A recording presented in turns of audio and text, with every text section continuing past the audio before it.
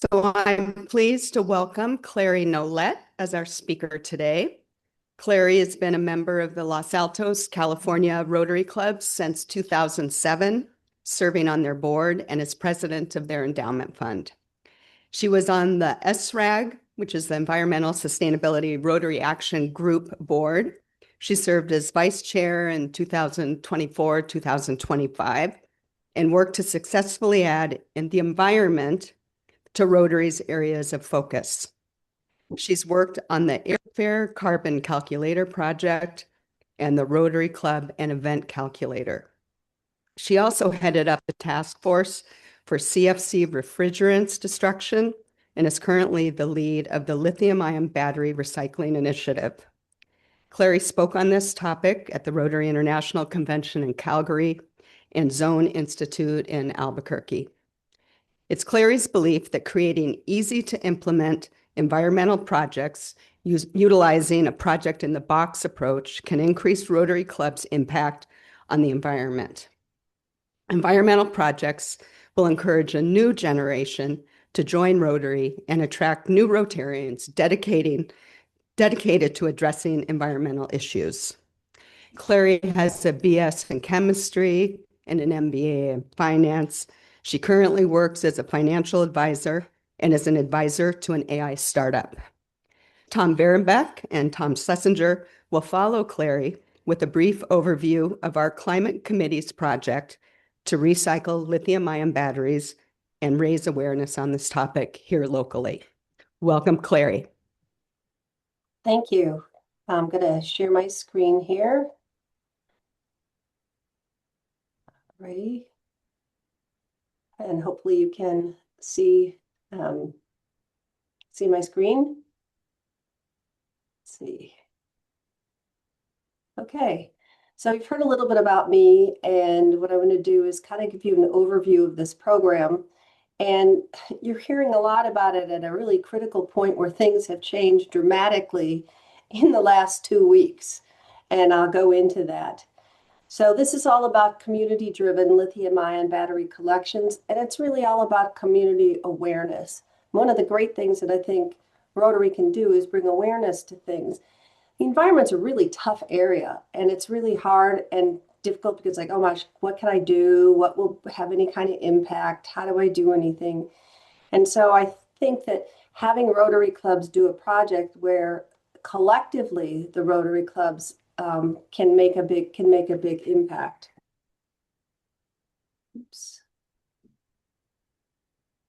This is okay. So the problem is why lithium-ion battery waste is a growing crisis. So as you all know, there's a global imperative to electrify. It's maybe a little less so at this time, but still there's a big push to do that. It's clean energy, and over time it may end up being less expensive. So we're going to take a look at that. Electrification demands more batteries. So almost anything that is actually rechargeable has a lithium-ion battery in it. So that battery that's powering your weed whacker or power tool or whatever it is, and that battery sits in a charger, that is a lithium-ion battery. It powers your laptops, your cell phones, hearing aids, so many different things, toys. Just about everything now has a lithium-ion battery in it, and of course, electric vehicles. E-waste is the fastest growing waste stream, and it's terrible. We don't recycle that many of them. And these devices, they keep getting upgraded, especially cell phones, laptops, and all that. So you don't keep them that long. So if we're not keeping them that long and we have all these extras to get rid of, there's millions and billions of these all over the world. And I think a lot of people don't know what to do. It's kind of terrible because when you get on a plane and you're checking a bag, they'll ask you, do we have any lithium-ion batteries? And to me, it's almost a joke because I don't think people know what lithium-ion batteries are. People will take an electric toothbrush now that holds a charge for a long time, and they'll put it in their checked baggage, not knowing there's a lithium-ion battery in it because it recharges. So this waste stream is growing, and it goes into landfills, and the electronic waste is just growing terribly. So what's really terrible about it is that when these batteries, let's say you don't know what to do and you throw it in your garbage and the garbage then goes to a landfill. The landfill stuff gets moved around with like a backhoe like you saw or with a forklift. And if that forklift hits the battery, it can cause an explosion and fires and people have died. Actually, here in California, San Mateo County got fined about $4 million for a fire that occurred. And there's over 3 billion batteries discarded a year in the US alone. And then the amazing thing is about 95% of these materials can be recovered. Specifically, lithium, cobalt, and nickel can all be reclaimed. And what's important about that is that we, as a US supply chain security issue, we don't have to buy mined materials from other countries, predominantly controlled by the Chinese and the processing controlled by the Chinese.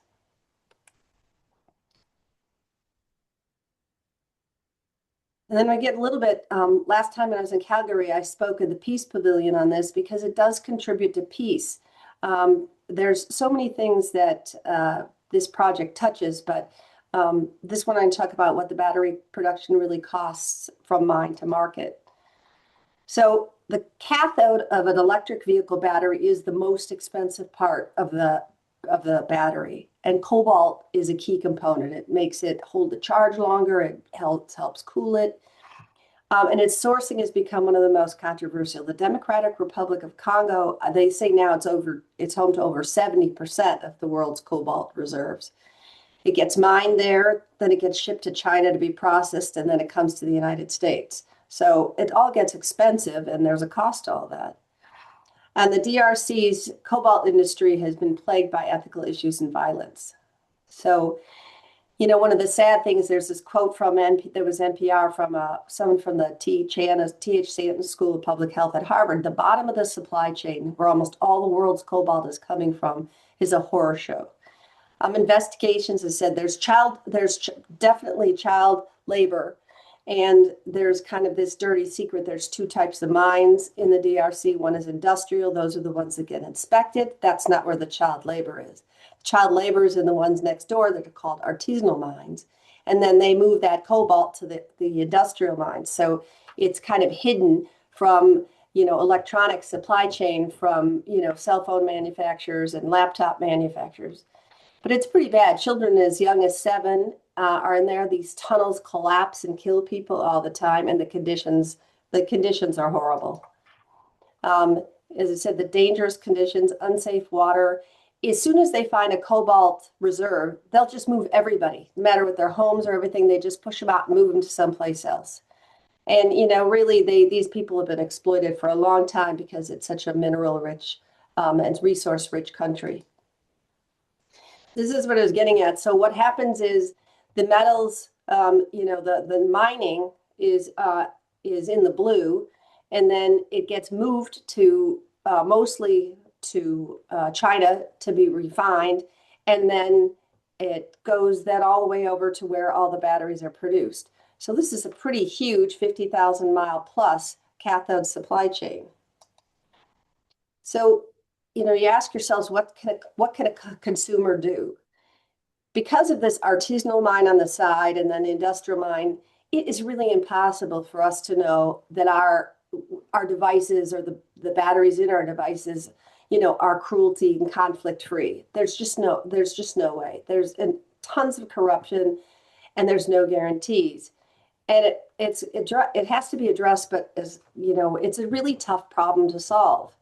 And when I looked into it further, I looked at what are the solution? What are the things that can be done? And most of them are things that Rotary clubs can't touch, which is, some things when you talk about big, hairy environmental problems, like we can't control new battery chemistries or making them more energy dense.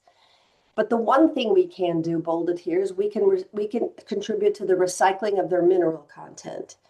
And mainly, the recycling is something that comes after we have collection events, or we can tell people where to go to dispose properly of their devices so they get recycled. but it's the Rotary clubs informing our communities and getting the word out about why we want to recycle this and how you can recycle it. Because with the joke is that in our junk drawers, they say the largest lithium mine in the world is in the junk drawers of America, because how many people have a drawer full of old cell phones or a laptop or something else? They don't know what to really do with it, so it kind of sits around until they can figure out what to do with it. So the recycling of it contributes to a circular economy, and it increases the supply of battery materials without the big, long supply chain.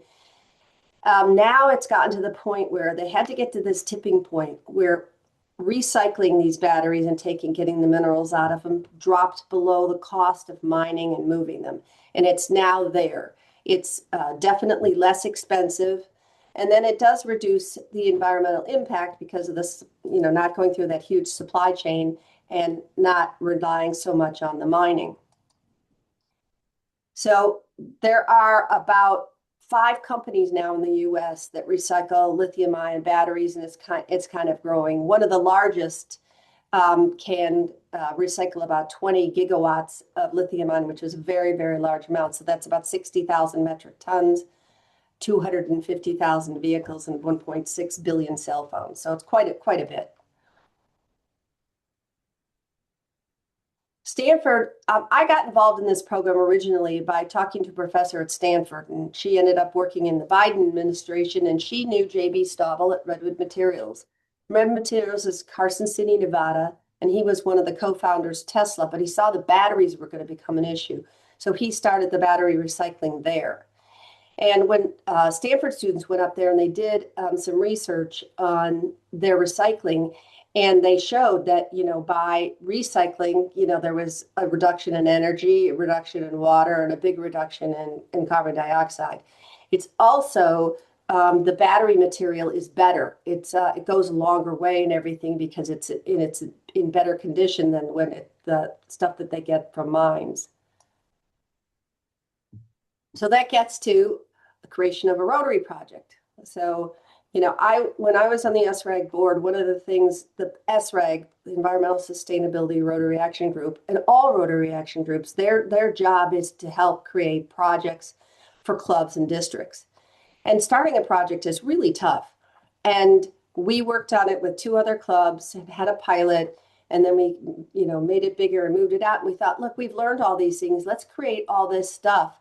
Marketing materials, how to do it, how to educate your communities. Let's put it all in one place. So when a club takes on this project, they don't have to go through all that stuff. That stuff's already done for them. Frequently asked questions. And every time we have an event, we learn more and we refine this material that we can give to any Rotary club. So just an idea, a lot of people don't know. So it's about 166 recycled Apple iPhones provide enough cobalt to make a Tesla Y model battery. So gives you some idea. And the other thing that's really helpful, this is a great way to power community change because we're trying to educate our communities, but it also attracts and engage younger members. And we can deliver, a measurable environmental impact because we can weigh how many batteries do we collect, what is, and record that information. So here's some interesting statistics because our club is very active. We get new members all the time and we're getting younger members, and our environmental committee is huge. And, 73% of millennials and Gen Z say they're more likely to volunteer for organizations that have environmental sustainability. So just along those things that, this does help contribute. And as the word gets out, people are, more younger people are interested in participating. It's unfortunate, I often talk that, eradicating polio is really important, and it's something that Rotary clubs have done incredibly successfully and is a monumental achievement. But this next generation never impacted by polio. They didn't see polio victims. They didn't see it impacted their lives. So it doesn't have as much meaning to them. The environment has much more meaning to them. So again, we're talking about what are lithium ion batteries, and they're everywhere. They're in absolutely almost anything that you have, and they power all kinds of devices. And these batteries only last for a certain amount of time and are holding their charge, and then those batteries have to be replaced. So really trying to figure out what to do at the end of life is really important. So the scale of impact, if you get 50 people, 50 clubs per district, 500 volunteers engaged per district, you educate 10,000 community members, and then this is scalable. And this year we're also going into Canada for the first time. And exciting, they're very, very excited. They got excited last year in Calgary, and we're about to get started there. So getting involved, how can your club start collecting today? So we've had about 100 of these events across the country already since starting in 2022. And we're probably over 8 tons collected now. And as I said, we're starting in Canada this year. So we've made this a turnkey project accessible for any club to download and follow. But there's a lot of changes, as I alluded to in the beginning. Some big, big changes have happened.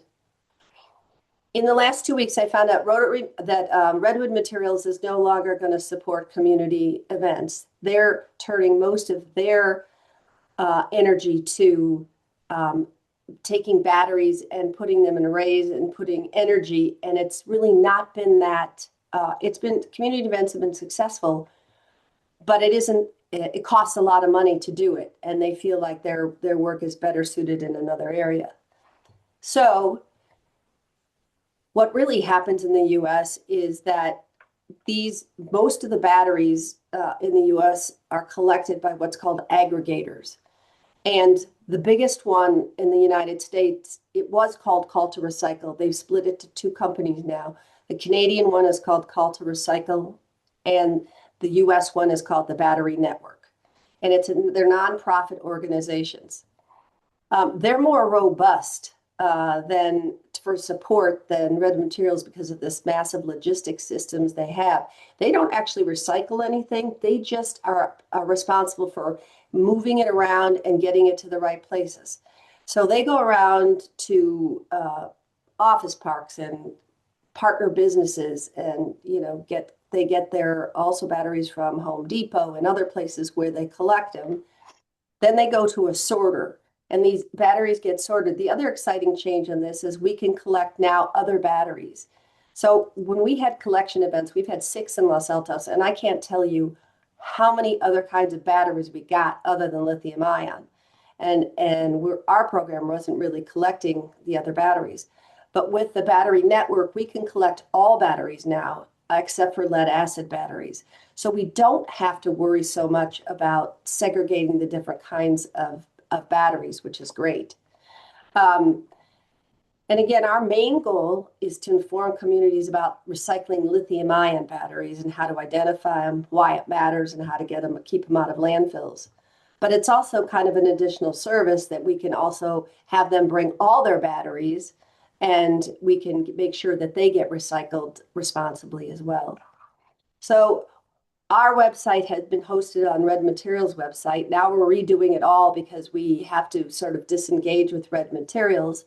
And the battery network uses any company in the United States that recycles batteries. And they're growing, and there's more of them all the time. So we're personally agnostic as to who recycles them, but we just want to make sure they get recycled.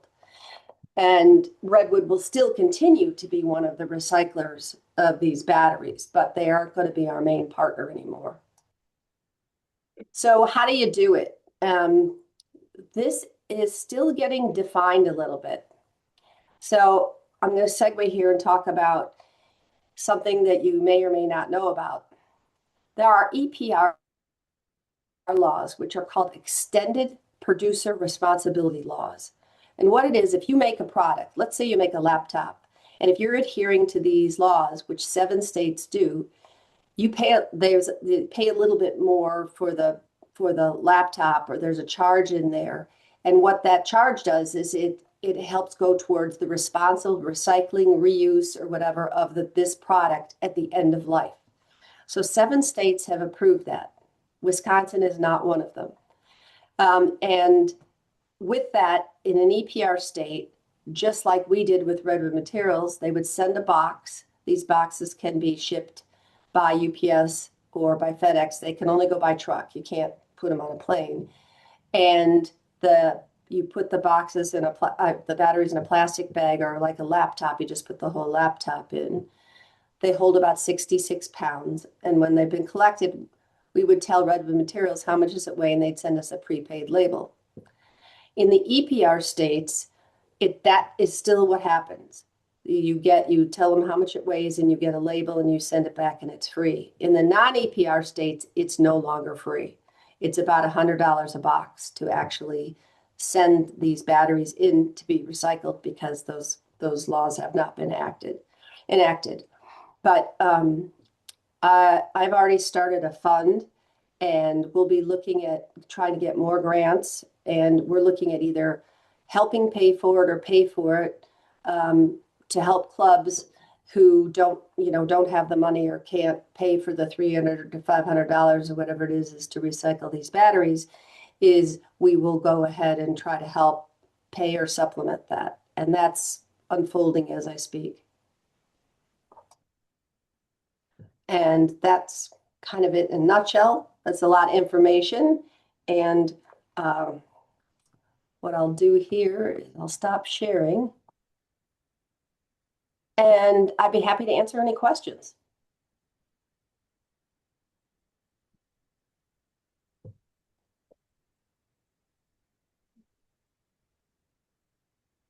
Thank you. And we do have really limited time for questions because, as Sheila mentioned, we have folks who are going to come up and tell us about our project. I see Craig in the back.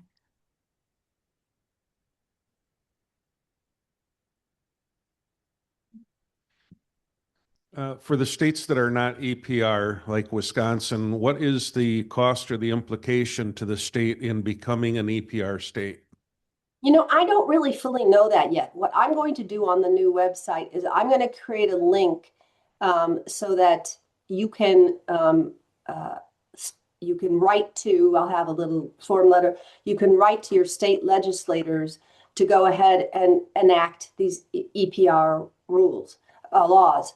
I don't actually know. It's really getting people to say, it's really probably about money, getting people to pay whatever little extra cost this is to make sure that everything gets recycled, properly at the end. But per state, I don't know. But I think I think no matter what, we have a lot of stuff at the end of life of these things. And I think it's really important to put pressure back on these people that produce all these products to come up with ways to make sure that they're recyclable, that you can take them apart easily, and that they can be reused. But I don't know what the cost is for the state or why some states haven't enacted them, but it's still very early days of these EPR laws. Canada is 100% EPR across the entire country. So, they've already seen the need for that. So I think part of this is just educating our communities too and getting the word out. Your state's not an EPR state. Here's what EPR means. Here's what it does for you. And if you think this is a good thing, you should let your legislators know that you would really like to see them enact EPR laws. Great, thank you. I have one more question for you, but before we ask that, just wanted to let you know we happen to have numerous legislators in our club, including one who's being a little harassed right now. No, Brad, no, it is not harassment. Great conversation, and Brad's appreciative of your message too. So thank you so much. Here's our final question. Thank you for your presentation. One part of the question is, whatever happened to nickel cadmium batteries? Because I know that used to be alternative to lithium ion. I know they're larger, but you did say that nickel is recyclable, and I don't know about cadmium, but the NiCads used to be the more common battery. And then I wondered too if there are regulatory responses to this that could be more preventative than reactionary, because then we could, consumers are no longer able to replace their own batteries or even access the batteries in a phone. I don't know about other products, but it seems that there might be a regulatory response to this as well.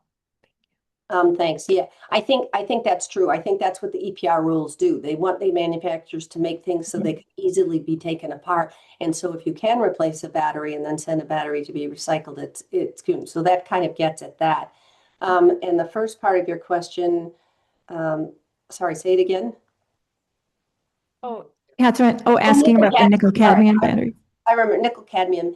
Those are being recycled. They're just not being recycled at the same place.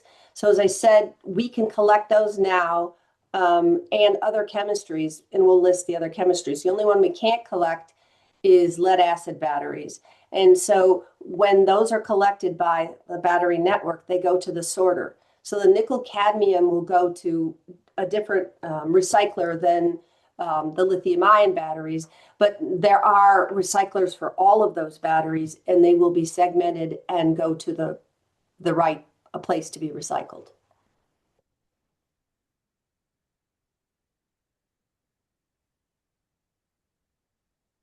Sorry, it's me again, Thomas Berenbeck with Tom Schlesinger. Carrie, first of all, thank you so much for the enlightened talk. It's really amazing. And I know you showed all the difficulties of the project, and we had started this project too. And it goes to show you that we live really in a very special community, because I can tell you, yes, there probably been 100 phone calls and everybody was trying to help. So we are really very, very fortunate in this project. And it is a very important project. It's actually also quite hopeful, because depending on the method of elution, you can recover 70 to 95% of the rare minerals in a lithium battery, which for NiCads is not quite even as close. You're actually at 40 or 30%. So we really started this project. It was as a brainchild in the climate subcommittee, and there were great people in there. I know everybody. Sheila always said, "Tom, when you're not there, the IQ is so much higher." But I really want to point out the main people: Tom Schlesinger, Sheila Fick, Bud Hammes was there, Anna Sprague, and Karen Abada.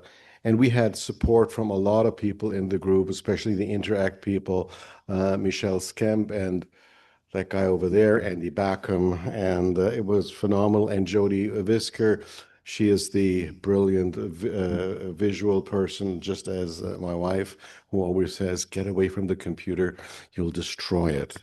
You know that everything has lithium. This is my old bicycle light, which no longer works, so I took it apart, and in there is a lithium battery. So it's about the lithium battery is about 10 to 15 grams of lithium in this particular battery.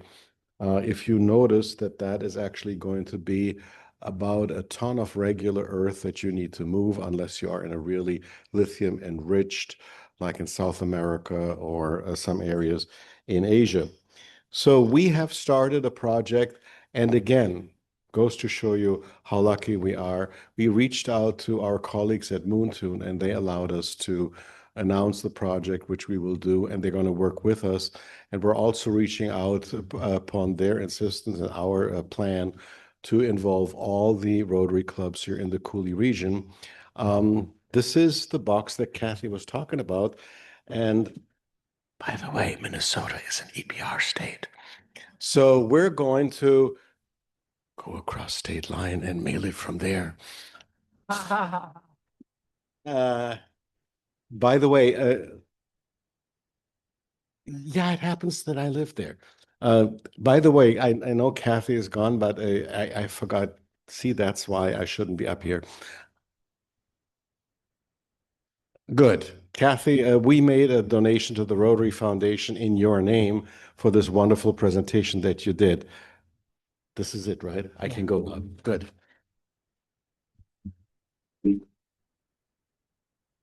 Hi, everybody. Just a few particular points about the collection project. We will not accept damaged batteries, bulging, cracked, that kind of thing. I'm hoping no one drives up with an EV and says you can take the battery out of this.